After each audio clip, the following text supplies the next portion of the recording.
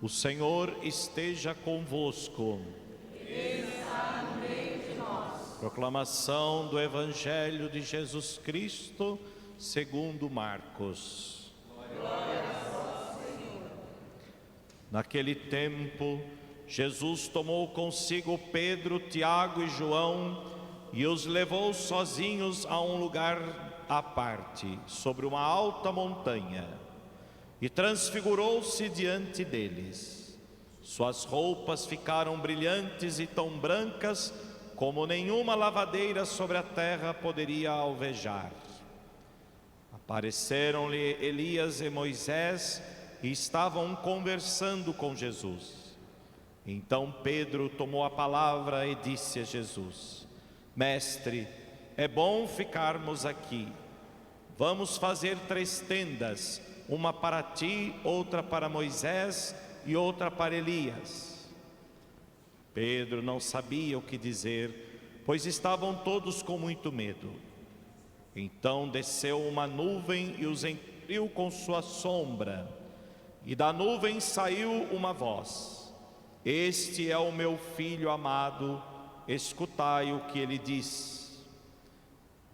E de repente, olhando em volta, não viram mais ninguém, a não ser somente Jesus com eles. Ao descerem da montanha, Jesus ordenou que não contassem a ninguém o que tinham visto, até que o Filho do Homem tivesse ressuscitado dos mortos. Eles observaram essa ordem, mas comentavam entre si o que queria dizer ressuscitar dos mortos. Palavra da salvação. Glória a vós, Senhor.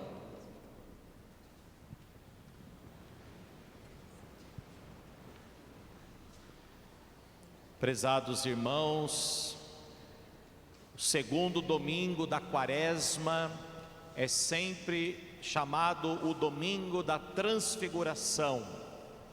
Todos os anos, seja os 3 anos subsequentes, os anos A, B e C, quando nós lemos o Evangelho de Mateus, de Marcos, de Lucas, sempre no segundo domingo da Quaresma, nós lemos o Evangelho da Transfiguração de Jesus. Jesus se transfigura diante dos seus discípulos, é revestido de glória, revestido de luz. E Jesus se transfigura justamente para que os discípulos possam contemplar já aqui na terra a glória que está reservada para a realidade do céu, da qual Jesus retornará após a ressurreição. Por isso, a transfiguração é uma revelação da pessoa de Jesus e da sua mais profunda realidade, que é a glória.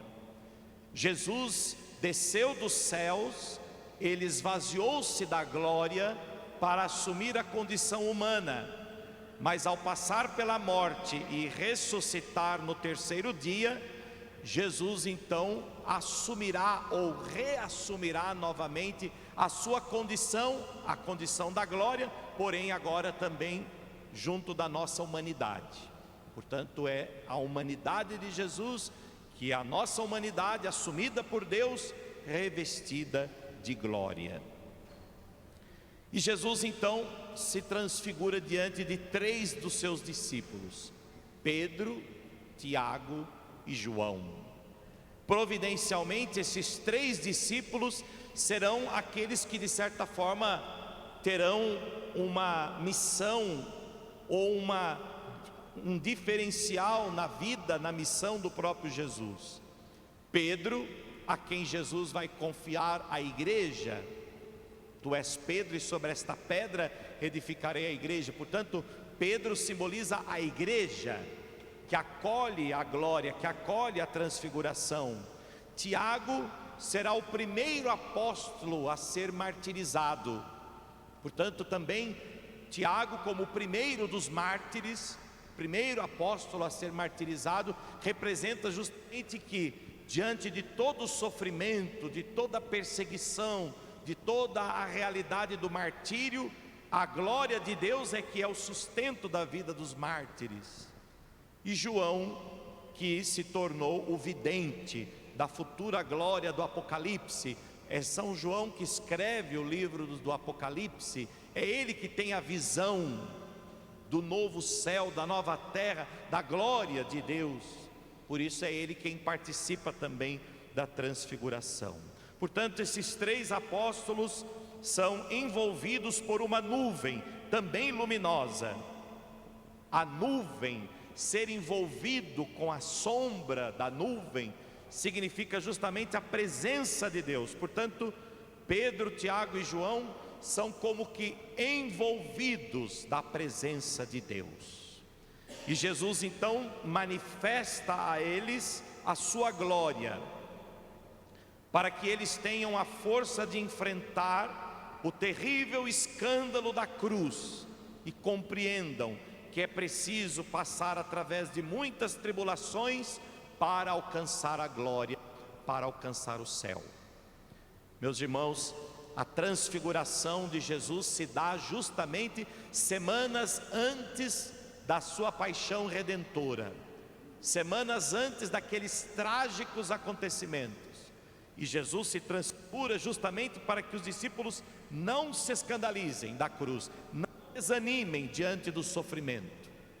Muito pelo contrário, que os discípulos compreendam que para chegar à glória, o Filho de Deus deverá passar também pelo sofrimento. Para chegar à glória, o Filho de Deus sofrerá, morrerá, mas ressuscitará. E a glória de Deus se manifestará também para toda a humanidade, que ao passar pela morte, também poder ressuscitar para a glória de Deus para todo sempre. Por isso, a transfiguração é um mistério de consolação. A transfiguração, meus irmãos, é para nos mostrar que a cruz é o caminho pelo qual se chega ao céu, mas a cruz não é o fim, a cruz não é o destino do homem. O destino do homem Jesus revelou na montanha sagrada, é a glória, mas a cruz é o caminho no qual e pelo qual o homem chegará à glória de Deus. A narração do Evangelho também nos fala que Jesus conversava com Moisés e Elias. Moisés, como nós sabemos, representa toda a lei que foi dada outrora aos profetas por meio de Moisés, e Elias, o maior dos profetas. E Jesus então conversa com os dois para mostrar também nesse episódio algo muito peculiar. Vejam, tanto Moisés quanto Elias já tinham feito uma experiência da revelação de Deus. No entanto, ainda não haviam visto a Deus face a face. Nós vemos lá no Êxodo, Moisés tinha subido ao Monte Sinai, e no Monte Sinai ele teve a revelação de Deus. E Moisés então no Monte Sinai pede para ver a glória de Deus, mas Deus responde a Moisés que não o teria visto face a face, mas por detrás. Deus responde a Moisés dizendo que ele não o veria face a face, mas o veria por detrás. E de modo semelhante também Elias teve uma revelação de Deus também sobre o monte. Quem é o pai dessa criança? Por favor. De modo semelhante também Elias teve uma revelação de Deus sobre o monte, uma manifestação mais íntima, mas não como uma tempestade, com um tremor de terra, com fogo, mas numa ligeira brisa. No entanto, também não vê a face de Deus. E agora, os dois conversam com Jesus. Os dois, de certa forma, agora têm a resposta das profecias antigas. Os dois agora contemplam a Deus que eles tanto desejavam, no entanto, no Filho. Ninguém jamais viu a Deus, senão por meio do seu Filho Jesus Cristo. Ninguém jamais viu a Deus face a face, senão através de Jesus, o rosto do Pai. Quem me vê, disse Jesus, vê o Pai, não é isso? Portanto, só é possível contemplar a Deus por meio de Jesus Cristo, através de Jesus Cristo. Quem vê a Jesus, quem contempla a face de Jesus, contempla a face do Pai. Quem vê Jesus, vê a glória do Pai manifestada no seu Filho Jesus Cristo. Por isso, assim como Jesus conversa com Moisés e Elias para mostrar-lhes a face de Deus, assim Ele quer revelar também a mesma face de Deus, uma face misericordiosa, a face do amor, a face do Deus que se revelou a nós na humanidade, na compaixão de Jesus. Quem quer conhecer Deus deve contemplar o rosto de Jesus, o seu rosto transfigurado, pois Jesus é a revelação perfeita da santidade e da misericórdia do Pai. E por fim, meus irmãos, daquela nuvem que os cobriu se ouviu uma voz: este é o meu Filho amado, escutai o que ele diz. Vejam, quem deseja contemplar a glória de Deus precisa ser fiel a Jesus, a obediência da fé, escutar o que diz Jesus, para que ao escutar a sua voz, para que ao escutar a sua palavra, ao seguir os seus ensinamentos, possamos chegar e contemplar a glória do céu. Abraão também ouviu a voz de Deus e partiu como o Senhor lhe havia dito. Vejam, nós falávamos na semana passada de Noé, que era uma imagem pré-figurativa, né, de Jesus. Hoje também nós temos Abraão, uma imagem pré-figurativa também de Jesus, no sentido de que Jesus é o filho predileto do Pai. Isaque também era o filho predileto de Abraão. Abraão sobe o monte com o seu filho Isaque, carregando sobre o ombro um feixe com as lenhas, na qual ele será oferecido em sacrifício. Jesus também sobe o monte Calvário, carregando sobre si também a cruz, onde ele também será sacrificado. No entanto, no sacrifício de Isaque, Deus intervém. Abraão, Abraão, não continues. Quando Abraão já estava para empunhar a faca sobre o filho, Deus intervém. Agora eu sei que você é fiel, Abraão. Agora eu sei que você não teme a Deus, que você teme a Deus, que você é fiel a Deus. Diferente de Jesus. Isaque foi poupado, Jesus não. O Filho de Deus não foi poupado, como nós ouvimos na segunda leitura de hoje. Deus não poupou nem o seu próprio Filho, mas o entregou para ser crucificado e morto para a nossa salvação. Por isso, Cristo chegou à glória mediante o sofrimento, e através dos sofrimentos de Cristo, Ele como que inaugura o mesmo caminho estreito, o caminho da vida, o caminho da nova aliança, que Ele deseja para todos nós. Portanto, meus irmãos, se nós, que queremos também um dia chegar à glória de Deus, não temos como renunciar o caminho que nos leva ao céu, que é o caminho também do sofrimento, pois o próprio Cristo inaugurou esse caminho. Foi Ele quem abriu o caminho por primeiro. Ele entregou-se inteiramente por nós, deu a vida por nós, derramou o seu sangue na cruz e abriu o caminho para a nova vida, a salvação, a vida nova, a vida eterna, a vida que Ele reservou para todos nós na glória do céu. Portanto, o homem chegará sim à glória de Deus, pois Deus conquistou a glória do céu para toda a humanidade, mas o homem também trilhará o mesmo caminho pelo qual o Cristo trilhou, que é a cruz. É impossível chegar à glória de Deus sem passar pela cruz, sem passar pelos sofrimentos. Por isso, meus irmãos, vejam só, depois daquela visão extraordinária, depois de contemplarem a glória de Deus, Pedro deseja permanecer lá no monte. Por isso, vamos construir, Senhor, 3 tendas. É bom ficar aqui, é bom permanecer aqui. Pedro se equivocou. Pedro desejava o reino definitivo, o céu, o reino dos eleitos, desejava vivê-lo aqui na terra. Pedro, de certa forma, queria que fosse constituído esse reino definitivo, esse reino do céu aqui na terra.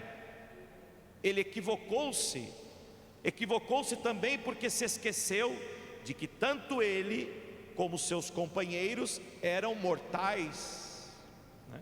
Portanto, ele quis subir ao céu sem passar pela morte.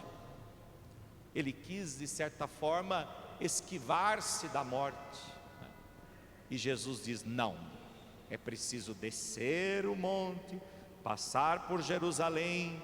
O Filho do Homem deverá sofrer, ser rejeitado pelos homens, morto, mas no 3º dia ele ressuscitará. Meus irmãos, talvez todos nós já experimentamos um pouco daquilo que Pedro experimentou. Às vezes tem momentos na nossa vida em que tudo vai bem, não é? Estamos com um bom emprego, estamos tendo um bom salário, estamos bem no nosso relacionamento, estamos desfrutando de muitas coisas boas, temos uma saúde de ferro, tudo vai bem. É como Pedro: como é bom estar aqui, vamos ficar aqui, tomara que permaneça assim, tudo vai bem.